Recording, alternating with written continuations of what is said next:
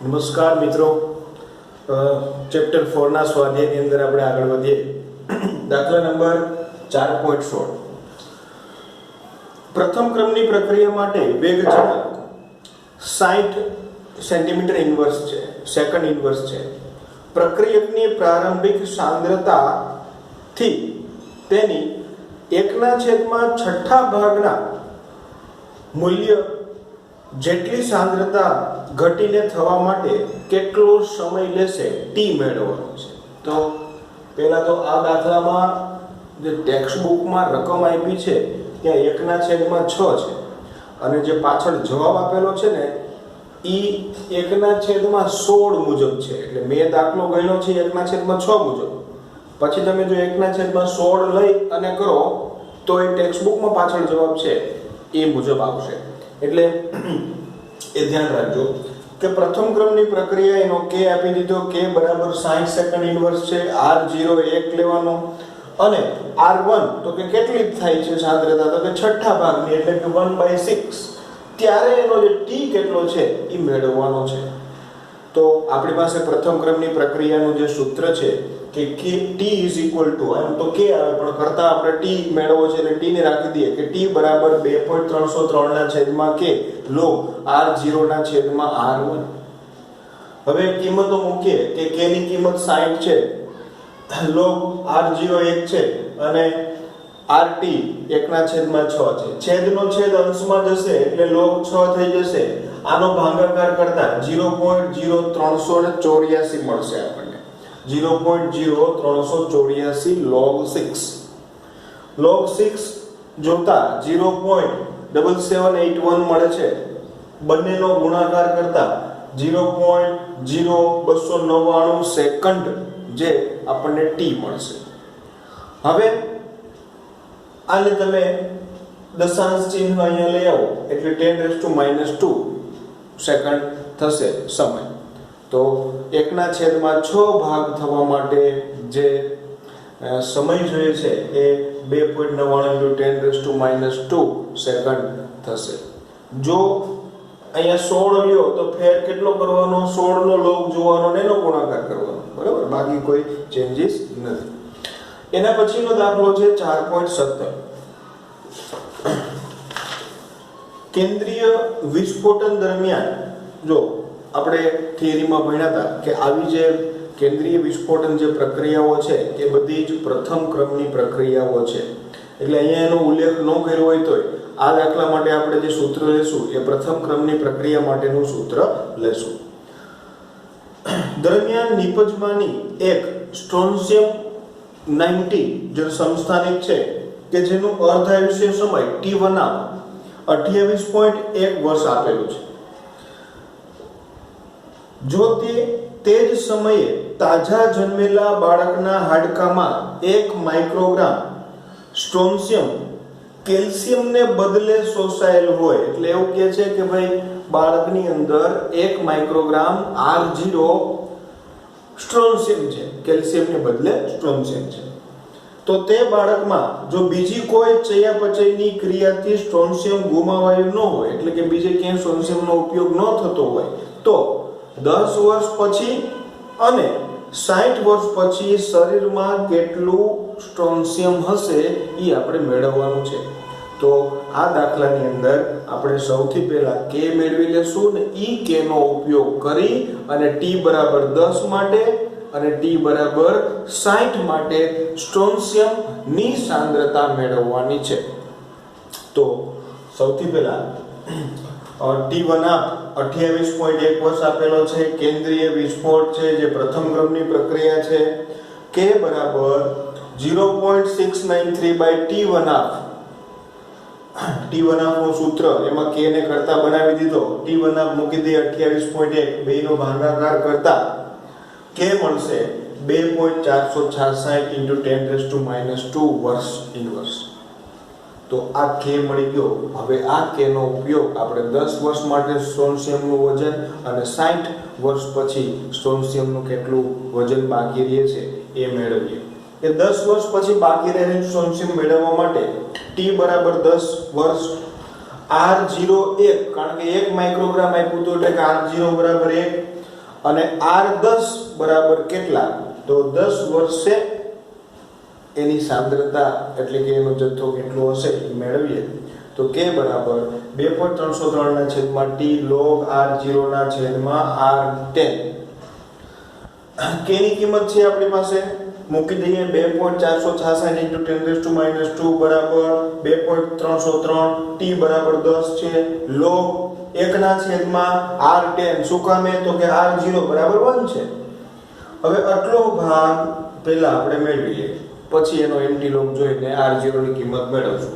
તો મારે આને કરતા બનાવવો હોય તો આ જે ભાગ છે એ સામે જશે, 10 ગુણાકારમાં જશે અને 2.303 ભાગાકારમાં જશે.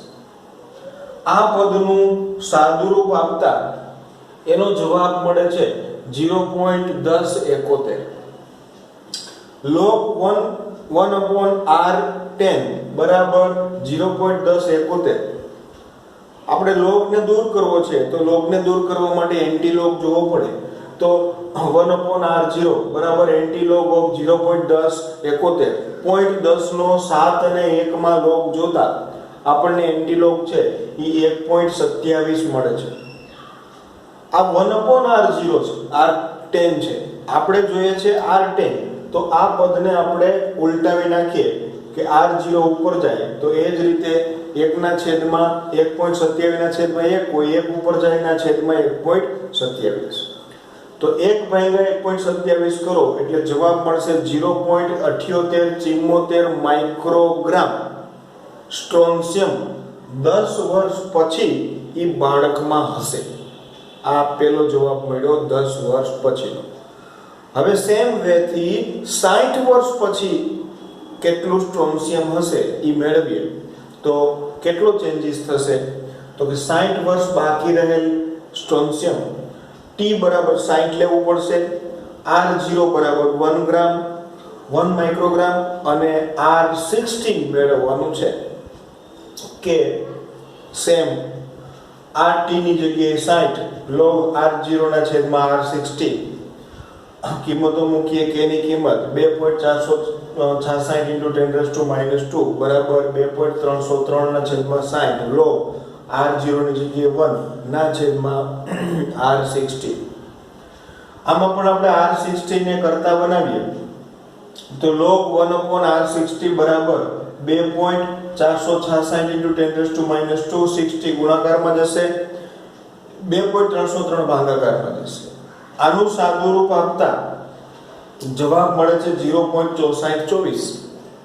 પણ log છે, આપણે log ને દૂર કરવો હોય તો આનો એન્ટીલોગ જોઈએ કે 1/R16 બરાબર એન્ટીલોગ ઓફ 0.6424. 0.64 નો 2 અને 4 માં એન્ટીલોગ જોતા 4.38 જવાબ મળે છે. આગળ જેમ કર્યું હતું એમ આના ઉલટાવી નાખીએ તો R60 બરાબર 1 ના છેદમાં 4.38. 1/4.38 કરતા આપણને જવાબ મળશે 0.2283 માઇક્રોગ્રામ 60 વર્ષ પછી તેની અંદર સ્ટ્રોન્શિયમનું પ્રમાણ આટલું હશે. તો આ દાખલો છે એ IMP છે. પરીક્ષાની અંદર 4 માર્ક્સની અંદર પણ પૂછાઈ શકે. અહીંયા સ્ટ્રોન્શિયમની જગ્યાએ કોઈ બીજું આપે તો પણ આપણે દાખલો ગણી શકીએ અને 10 વર્ષ અને 60 વર્ષ કીધું એની જગ્યાએ 20 અને કોઈ પણ અલગ વર્ષ આપે તો એના મુજબ પણ આપણે ગણી શકીએ. જો થોડા ઘણા ચેન્જીસ દાખલાઓમાં કરે તો આપણે સમજીને દાખલો ગણ્યો હોય તો એ ચેન્જીસ આપણને કોઈ અસર કરે નહીં. ઓકે, એના પછી દાખલા નંબર 4.18 છે. 4.18 ની રકમ એવી છે કે એક પ્રથમ ક્રમની પ્રક્રિયા છે એવું આપણને કીધું છે.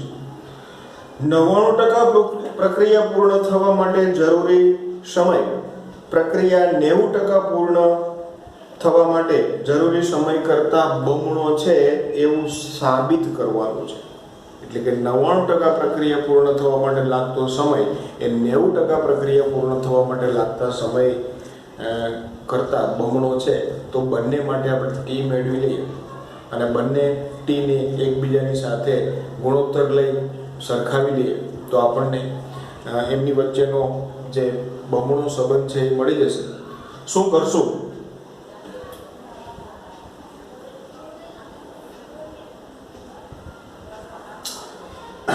પહેલા કે 99% પ્રક્રિયા માટે t1 કે ત્યારનો જે સમય છે આપણે t1 લઈએ, r0 બરાબર 100. જો આ દાખલાની અંદર r0 શું લેવું અને rt શું લેવું એ જ મહત્વનું છે. r0 બરાબર 100, rt બરાબર 100 માઈનસ 99 1, કારણ કે 99% પ્રક્રિયા પૂર્ણ થઈ ગઈ, 1% બાકી છે. જો r0 બરાબર તમે 100 લીધા તો rt બરાબર 1. ઓકે, હવે સૂત્ર મૂકી દઈએ. મેં સીધો t1 ને કરતા બનાવી દીધો કે t1 બરાબર 2.303 ના છેદમાં k log r0 ના છેદમાં rt. કિંમતો મૂકીએ. t1 બરાબર 2.303 ના છેદમાં k log 100 ના છેદમાં 1. 100 ના છેદમાં 1 એટલે 100 થશે.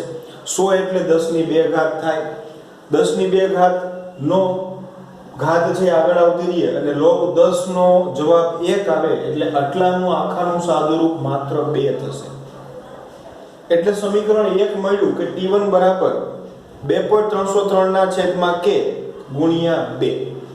આને એક આપણે સમીકરણ 1 આપી દઈએ. આ વાત કઈ રીતે 99% પ્રક્રિયા પૂર્ણ થઈ ત્યારે લાગતો સમય t1 લખો. હવે બીજી વાત કરીએ. 90% પ્રક્રિયા પૂર્ણ થાય ત્યારે લાગતો સમયને આપણે t2 કહી દઈએ. એના માટે r0 100 પણ rt એટલે 100 માઈનસ 90 એટલે 10. જો આ ખાસ ધ્યાન રાખવાનું અહીં શું લેવું, rt બરાબર. હવે ફરીથી સૂત્ર કે t2 બરાબર 2.303 ના છેદમાં k log r0 ના છેદમાં rt. r0 ની જગ્યાએ 100, rt ની જગ્યાએ 10, એક એક કેન્સલ થાય. log 10 નું મૂલ્ય એક જ મળે એટલે કે log 10 બરાબર 1. એનો મતલબ કે t2 બરાબર 2.303 ના છેદમાં k સમીકરણ 2 આપી દો. સમીકરણ 1 અને 2 નો ગુણોત્તર લઈ લો તો t1 ના છેદમાં t2 બરાબર 2.303 ના છેદમાં k * 2 ના છેદમાં 2.303 ના છેદમાં k. આ પદ કેન્સલ થશે.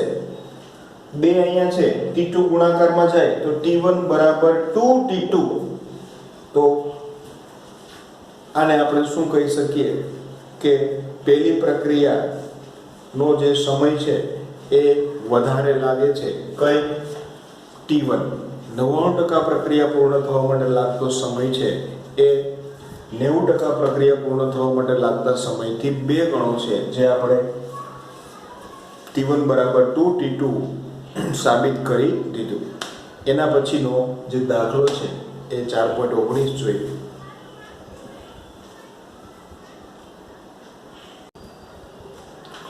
દાખલા નંબર 4.19 રકમ આપી છે કે એક પ્રથમ ક્રમની પ્રક્રિયા 30% વિઘટન માટે પ્રક્રિયા 30% એટલે કે પ્રક્રિયા જેટલું છે 100% એમાંથી 30% થાય છે, 40 મિનિટ લે છે. એટલે કે એનો t આપી દીધો કે t બરાબર 40 મિનિટ. તો એના માટેનો તમારે t1/2 મેળવવાનો છે.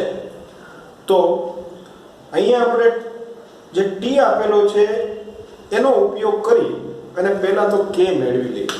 અને પ્રથમ ક્રમની પ્રક્રિયા હોય તો k મળી જાય તો આરામથી t1/2 મળી જાય, કારણ કે એનું સૂત્ર આપણને ખબર છે કે t1/2 = 0.693 / k. બરોબર છે. તો કે t બરાબર 40 આપેલું છે, t1/2 મેળવવાનો છે. r0 બરાબર 100. જો આ વસ્તુ ફરીથી કહું છું કે ધ્યાન રાખવાની છે. અને rt આપણને એમ કીધું છે કે 30% પ્રક્રિયા થાય છે, તો હજી કેટલું બાકી હશે સાંદ્રતા? તો કે 100 - 30 એટલે 70 સાંદ્રતા બાકી હશે. શરૂઆતની 100 લીધી તો હજી બાકી હશે 70. બરોબર છે. તો બીજું કંઈ નથી કરવાનું, એકદમ સિમ્પલ છે. જો આ દાખલાઓની રકમ જ થોડીક મોટી કે એવી લાગે પણ એકદમ સિમ્પલ દાખલા છે, સૂત્રો આધારિત જ બધા દાખલાઓ છે. કે k બરાબર 2.303 ના છેદમાં t log r0 ના છેદમાં rt. r0 બરાબર 100 લેશું, rt બરાબર 70 લેશું, t બરાબર 40 લેશું. 2.303 ભાગ્યા 40 આનો જવાબ છે 0.0575 આવે છે, 0.0575.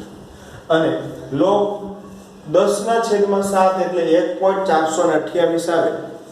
આનો તમે log જો 14 નો 2 અને 8 માં એટલે જવાબ મળશે 0.1547.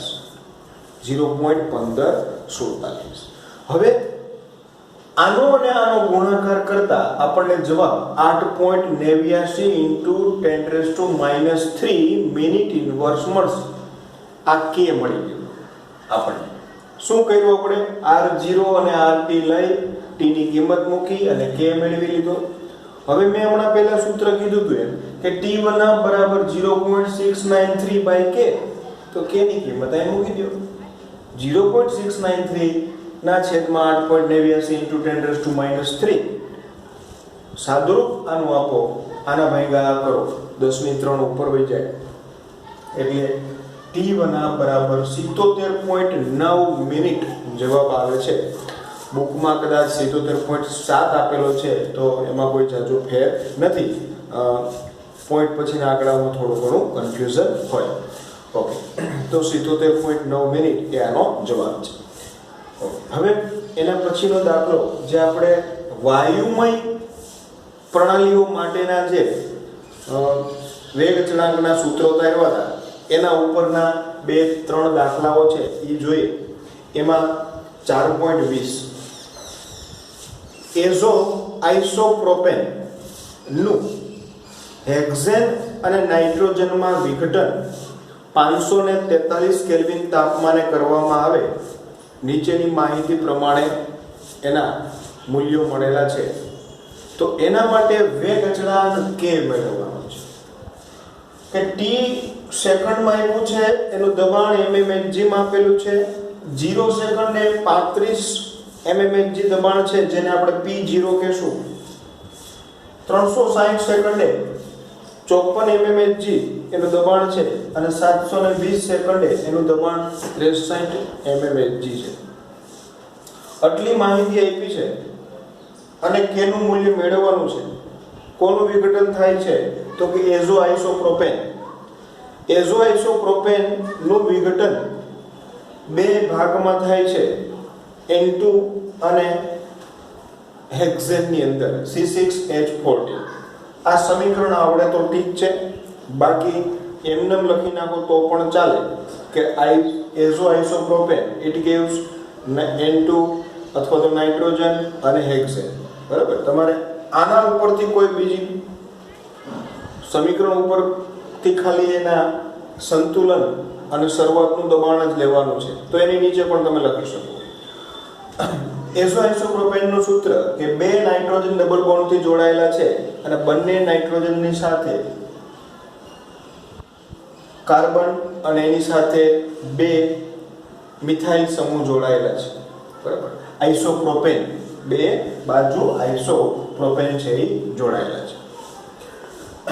એમાંથી આ ભાગ છૂટો પડે, અહીંથી n ટ્રિપલ બોન્ડ n એટલે કે N2 બને અને એક હેક્ઝેન બને છે C6H14. શરૂઆતનું દબાણ P0 છે. હજી પ્રક્રિયા થઈ જ નથી, તો N2 અને હેક્ઝેન છે એ 0 હશે, એનું કોઈ દબાણ હશે નહીં. પણ t સમયે એઝો આઇસોપ્રોપેનના દબાણમાં x જેટલો ઘટાડો થશે, એટલે કે P0 - x.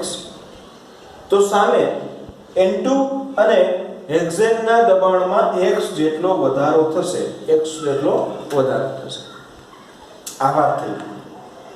હવે આપણને P ટોટલ કે પ્રણાલીનું જે કુલ દબાણ છે એ આ અને આ ત્રણેયનો સરવાળા જેટલું હશે.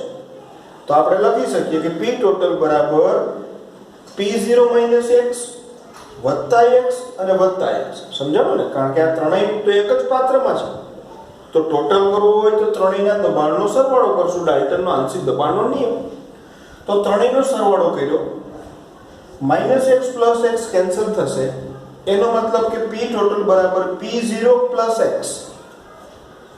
આ x મેળવવો છે આપણે, એટલે x ને કરતા બનાવીએ તો x બરાબર P ટોટલ - P0. x કિંમત મળી ગઈ.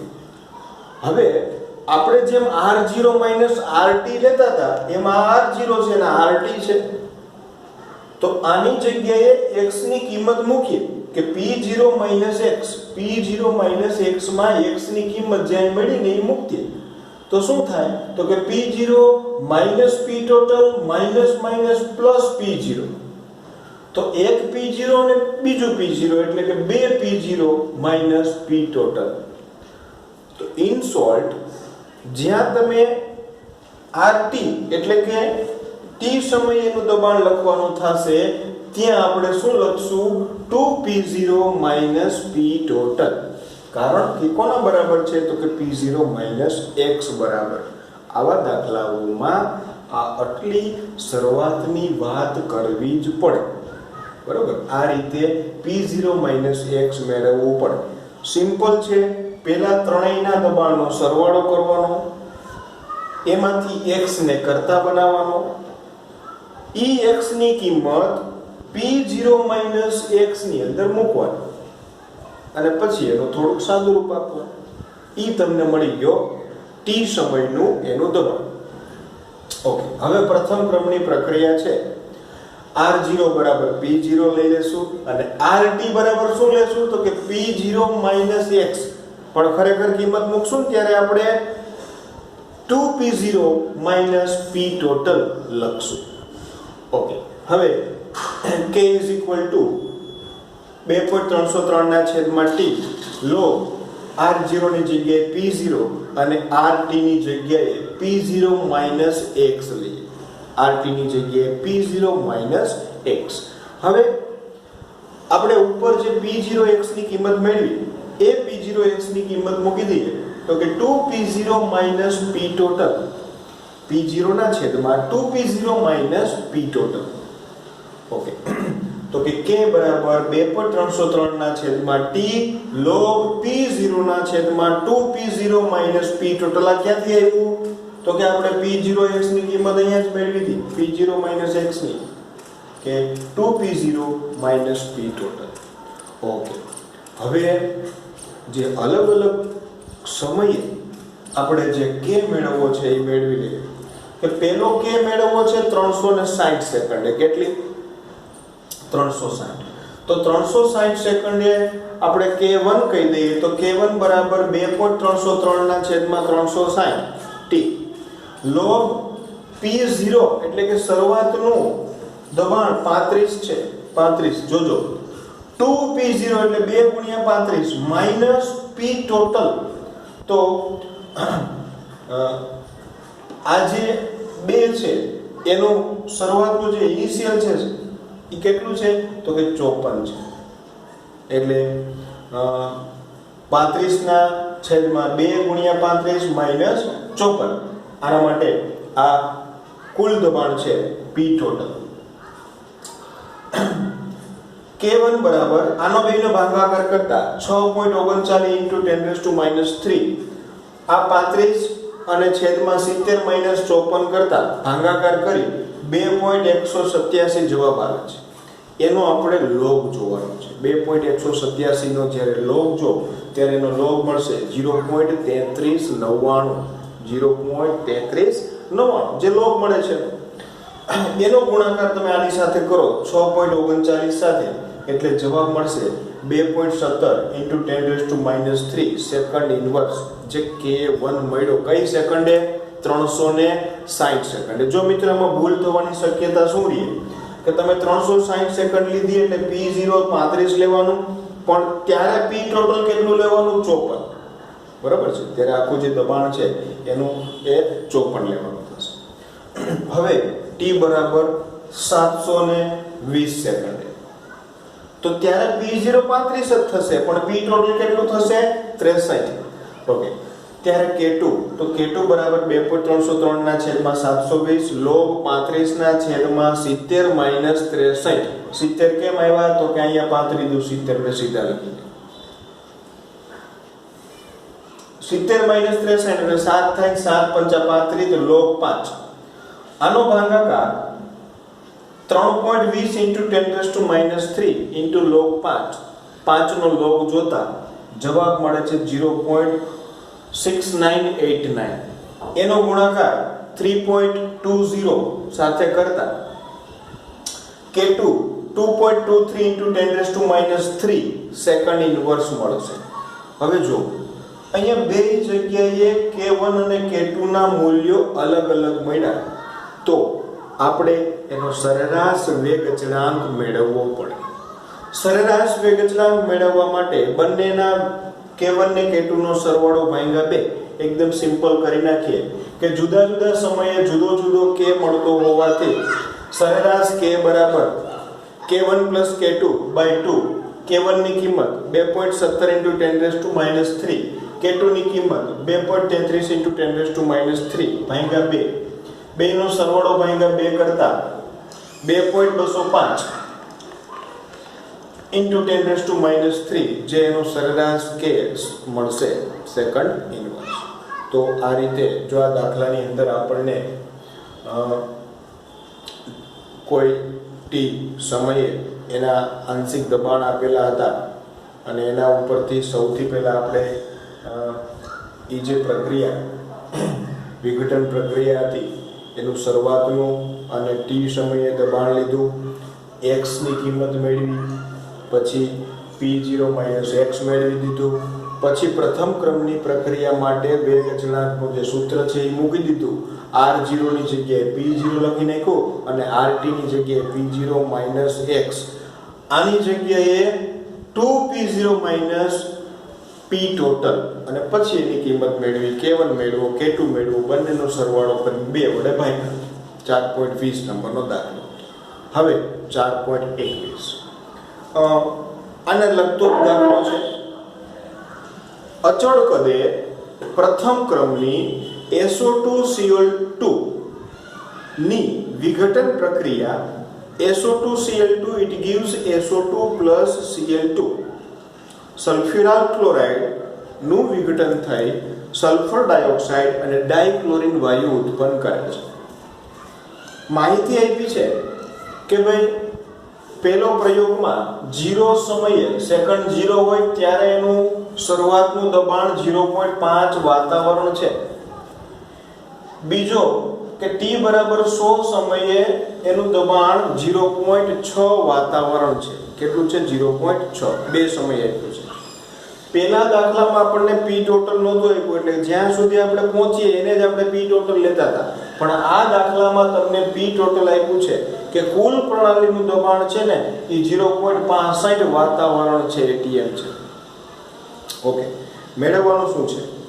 પ્રક્રિયાનો વેગ ગણવાનો છે. જો વેગ અચળાંક નથી કીધો, વેગ ગણવાનો, તો વેગ બરાબર k * જે પ્રક્રિયકો છે એની સાંદ્રતા, અહીંયા એનું દબાણ આવશે.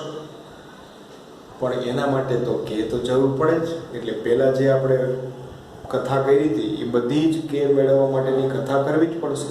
અહીંયા પણ x મેળવવો પડશે. જોઈએ કે SO2 Cl2 it gives SO2 plus Cl2. શરૂઆતમાં દબાણ P0 SO2 અને Cl2 ત્યારે બન્યા જ નથી એટલે બંનેનું 0 0. હવે પ્રક્રિયા આગળ વધે છે અને t સમયે SO2 Cl2 ની સાંદ્રતા P0 - x એટલે x જેટલો ઘટાડો થશે આમાં, તો સામે x જેટલો વધારો થશે. આના માટે આગળના દાખલામાં કર્યું સેમ પ્રોસેસ, p ટોટલ મેળવીએ 1 2 અને 3 નો સરવાળો P0 - x વત્તા 1 વત્તા x. એક x કેન્સલ થશે, મતલબ p ટોટલ બરાબર P0 + x. કરતા કોને બનાવવો પડશે? x. તો x ને કરતા બનાવીએ તો P0 સામે જાય એટલે p ટોટલ - P0 આવશે. હવે P0 - x, અહીંયા P0 - x માં આ x ની કિંમત મૂકતા P0 - P total plus P0. જો ઘણા છોકરાઓમાં કન્ફ્યુઝ થાય, બીજું કંઈ નથી કર્યું. આ સૂત્રમાં આ x ની કિંમત છે એ મૂકી દીધી, x ની જગ્યાએ આ લખી નાખ્યું -P total minus plus P0. એક P0 ને બીજું P0 એટલે ડાયરેક્ટ 2P0 - P ટોટલ. એનો મતલબ કે P0 - x = 2P0 - P total. જો તમને સૂત્રમાં સીધે સીધું આ યાદ હોય તો આ પણ લખી શકો, તો આ કરવાની પણ જરૂર નથી. ઓકે, તો k બરાબર 2.303/t log r0/rt. સીધું શું કામ લખી શકાય? બુકમાં આપણે સૂત્ર તારવેલું છે. આ સૂત્ર બુકમાં આપણે તારવેલું છે. k k બરાબર 2.303 ના છેદમાં t log r0 ના છેદમાં rt, r0 બરાબર p0 અને rt બરાબર p0 માઈનસ x, પણ એની જગ્યાએ આપણે શું લખી નાખશું તો કે 2p0 minus p total, 2p0 minus p total લખી. ઓકે, t એ 100 સેકન્ડ છે, therefore k is equal to 2.303 divided by 100 into log p0 divided by 2p0 minus p total. આનો જે ભાગાકાર કરતા 0.02303 મળશે અને અહીંયા log p0 ની જગ્યાએ જો આપણને કીધેલું છે કે p0 0.5 છે, 2 ગુણ્યા p0 એટલે 2 ગુણ્યા 0.5 માઈનસ p ટોટલ રકમમાં આપેલું છે 0.65, અહીંયા p ટોટલ 0.65 વાતાવરણ. આ કિંમતો મૂકી દીધી. હવે આનું સાદું રૂપ આપીએ તો 0.5 into 2 એટલે 1 થશે, 1 માંથી 0.65 બાદ કરો એટલે 0.35 જેવું આવશે અને 0.5 ભાગ્યા 0.35 કરો એટલે એનો જવાબ 1.25 આવશે. આનો ભાગાકાર ઓલરેડી આપણે કરી લીધો કે 0.02303 log 1.25, 1.25 નો log જોતા 0.0969 મળશે. એનો ગુણાકાર આની સાથે કરતા k બરાબર 2.231 into 10⁻³ સેકન્ડ ઇનવર્સ, જે એનો વેગ અચળાંક મળ્યો. હજી આપણો જવાબ નથી, વેગ અચળાંક મળેલો છે 2.231 into 10⁻³ સેકન્ડ ઇનવર્સ. જો હવે આપણે એનો વેગ મેળવવો છે તો p આજે આપણી પાસે દબાણ હોવું જરૂરી છે. કયું? p0 x. તો p0 x દબાણ મેળવવા માટે કે p0 x બરાબર 2p0 p ટોટલ એટલે કે 2 ગુણ્યા 0.5 માઈનસ 0.65, 1 માઈનસ 0.65 એટલે 0.35 વાતાવરણ, જે p0 x એટલે કે SO2Cl2 નું t સમયે દબાણ છે. હવે વેગ મેળવી શકશું આપણે આરામથી કે પ્રક્રિયાનો વેગ બરાબર k PSO2Cl2. k ની કિંમત આપણી પાસે ઉપર મેળવી લીધી અહીંયા કે 2.231 × 10⁻³ અને PSO2Cl2 જે 0.35 આપણને મળ્યો. જો આ દાખલામાં યાદ રાખવાનું કે વેગ મેળવવા માટે k ગુણ્યા PSO2Cl2 જોઈએ.